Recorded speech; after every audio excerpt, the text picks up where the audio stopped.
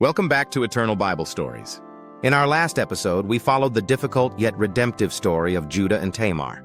Now the spotlight returns to Joseph, once sold into slavery, now finding favor in a foreign land. This is the story of Genesis chapter 39, Joseph in Potiphar's house, tested and faithful. Joseph was taken down to Egypt. Potiphar, an Egyptian official and captain of Pharaoh's guard, bought him from the Ishmaelites. The Lord was with Joseph, and he prospered. He lived in the house of his Egyptian master.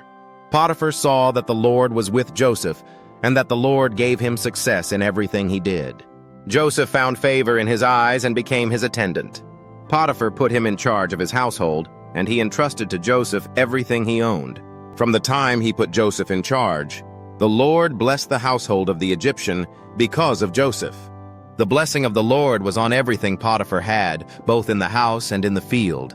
So Potiphar left everything in Joseph's care and did not concern himself with anything except the food he ate. Now Joseph was well built and handsome. And after a while his master's wife took notice of Joseph and said, "Come to bed with me."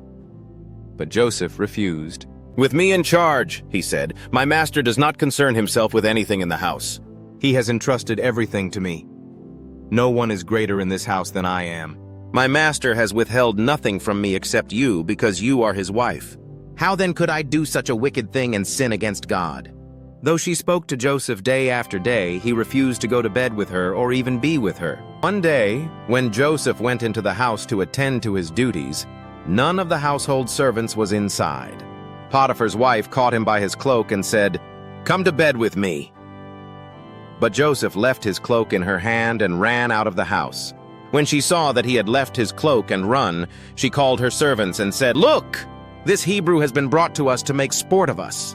He came in to sleep with me, but I screamed. When he heard me scream, he left his cloak and ran." She kept his cloak beside her until Potiphar came home. Then she told him the same story. When Potiphar heard his wife's story, he burned with anger. Joseph's master took him and put him in prison, the place where the king's prisoners were confined. But while Joseph was in prison, the Lord was with him. He showed him kindness and granted him favor in the eyes of the prison warden. So the warden put Joseph in charge of all those held in the prison. He was made responsible for all that was done there. The warden paid no attention to anything under Joseph's care, because the Lord was with Joseph and gave him success in whatever he did.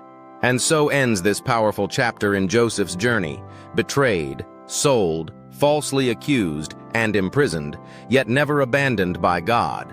In hardship, Joseph remained faithful, and in his faithfulness, the presence of God never left him.